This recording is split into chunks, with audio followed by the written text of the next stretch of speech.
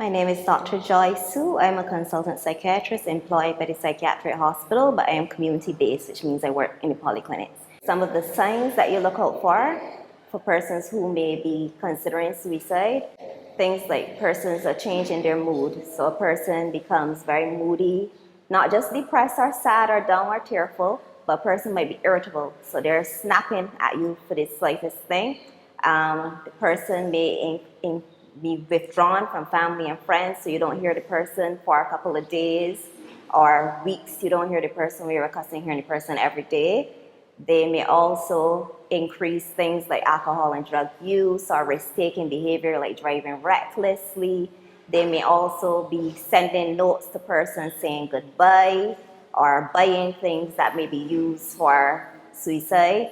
The persons may also be talking about death a lot. They may not be mentioning wanting to harm themselves, but they may become obsessed with talking about death and dying and express a wish to die.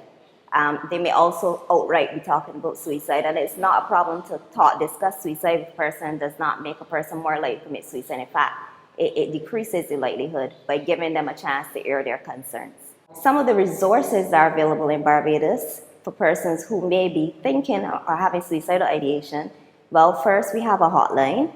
So there's the CASA mental health hotline. CASA is the Center for Counseling Addiction Support Alternatives. They have a mental health hotline that opened during the pandemic period, and that hotline is currently operating from 5 to 11. But we have hopes that make that hotline a 24-hour hotline with support from the Ministry of Health and Wellness, from PAHO, and from the psychiatric hospital. Also, you have the psychiatric hospital, the assessment unit, 536-3091, which is open 24 hours. There will be nurses there to answer the phone if they're concerned. So maybe you have a friend who is suicidal or you suspect is suicidal, you want to call and you get advice on what to do. Maybe you want somebody to come out and see that person.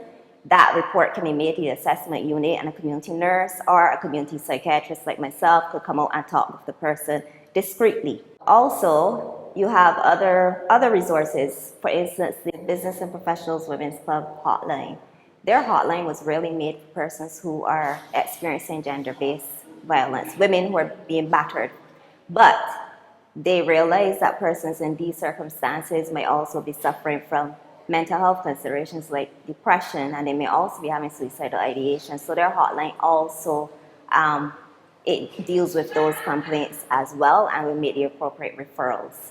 In the polyclinic system, each polyclinic has a mental health clinic run by someone like myself, a community-based psychiatrist, and we have community nurses.